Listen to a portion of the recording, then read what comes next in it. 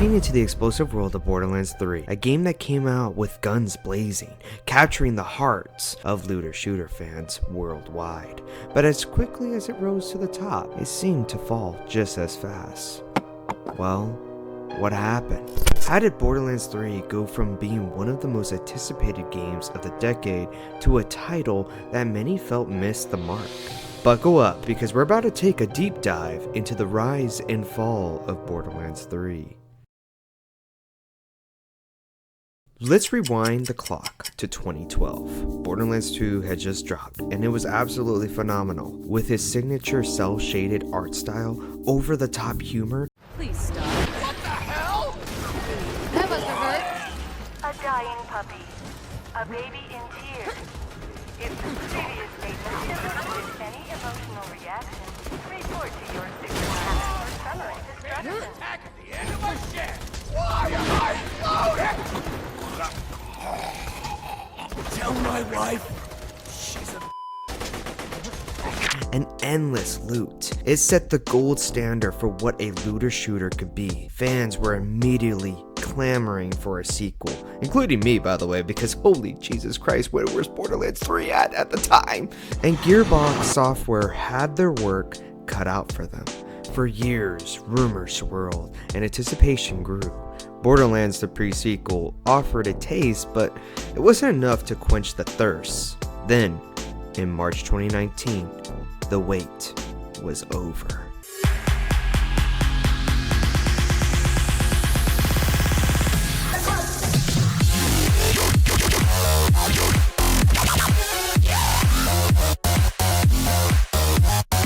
Gearbox officially announced Borderlands 3 with a trailer that sent shockwaves through the gaming community. New characters, new worlds, new guns. It was everything fans had dreamed of and more. The hype train was full steam ahead, and nothing could stop it. Or so we thought. Gearbox wasn't just aiming to meet expectations, they wanted to exceed them. They promised a bigger, better, and more chaotic experience with the largest arsenal of guns. The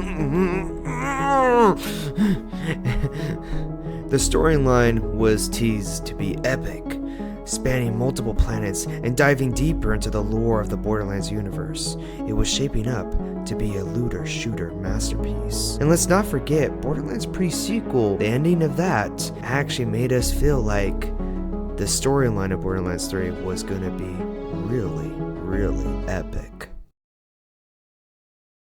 September 13, 2019, Borderlands 3 finally drops, and it's an instant hit. The game sold over 5 million copies in its first 5 days, becoming the fastest selling title in 2K's history. Critics praised the game's gunplay, humor, and the sheer amount of content. Fans were thrilled to the jump back into the chaotic world of Pandora and beyond. The addition of new characters like Amara, Mose, Zane, and Flak gave players a fresh set of Vault Hunters to master, each with unique abilities and playstyles. The Calypso twins, Tyreen and Troy, were introduced as the new antagonists, bringing a new level of menace to the story.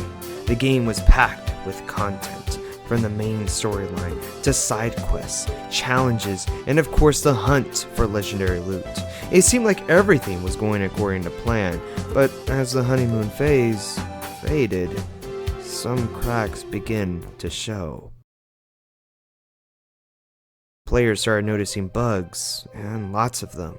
Glitches ranged from annoying to game-breaking, and the performance issues on PC and consoles were hard to ignore. Despite multiple patches, some of these problems persisted, leaving players frustrated. Then there was the story. While the gameplay loop of Borderlands 3 was undeniably fun, the narrative didn't resonate with everyone. The Calypso twins, while menacing, didn't quite live up to the charisma of Handsome Jack from Borderlands 2. The humor and trademark of the series felt forced at times, and the writing didn't always hit the mark. Now, a controversial opinion, but Borderlands is not known for their story, just gameplay. Let's just take a look at Borderlands 1, for example. There was no storyline at all, and a very forgettable villain. I'm not joking, I had to look up the villain's name in Borderlands 1 because I really forgot. Anyways, let's not forget the loot system. While there was tons of guns, many felt that the sheer volume of loot diluted the excitement. Legendary drops became so common that they lost their sense of rarity and accomplishment. The initial issues could have been overlooked, but then came the community backlash. The game's creative director, Randy Pitchford, made headlines during E3 2019 by denying the presence of microtransactions in Borderlands 3, despite the existence of cosmetic DLC. This moment fueled a wave of controversy and mistrust among the fan base. Online forums and social media were flooded with criticism. Longtime fans of the series voiced their disappointment, not just in the game's flaws, but in the perceived disconnect between Gearbox and its community. The post-launch support, while frequent, didn't always address the issues players were most concerned about, leading to further frustration. Once again, I want to bring up Borderlands 2 in this. There was a lot of DLC, and I mean a lot of DLC. Despite the rocky start, Gearbox wasn't about to give up on Borderlands 3. Over the next year, they rolled out several DLC packs, each bringing new content to the game, from Moxie's heist of the handsome jackpot to Guns, Love, and Tentacles. The DLCs aimed to reunite the spark that had initially drawn players in. These expansions introduced new storylines, characters, and areas to explore, and were generally well received by the community. The humor felt sharper, and the new settings were imaginative. And the boss fights were some of the best in the game. For many, the DLCs were a return to form, offering a glimpse of the Borderlands magic that had captivated players in the past. However, even with the success of the DLCs, Borderlands 3 couldn't sustain its momentum. The looter-shooter genre had evolved, and games like Destiny 2 and Warframe were offering live service models that kept players engaged with constant updates and events. Borderlands 3, with its more traditional approach, struggled to keep up. The player base began to dwindle, and while the core fanbase remained loyal, many moved on to other games. The issues that plagued the game at launch left a lasting impact, and for some, no amount of post-launch content could fully erase the disappointment. So what's the legacy of Borderlands 3?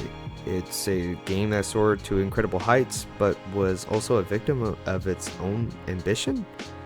It tried to capture the magic of its predecessor while pushing the franchise forward, but in the process it stumbled.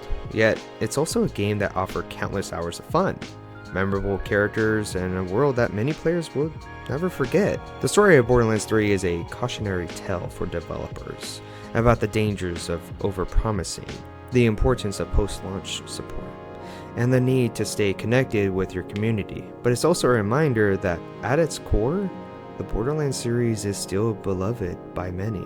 And who knew? Maybe the next installment will learn from these lessons and bring the franchise back to its former glory.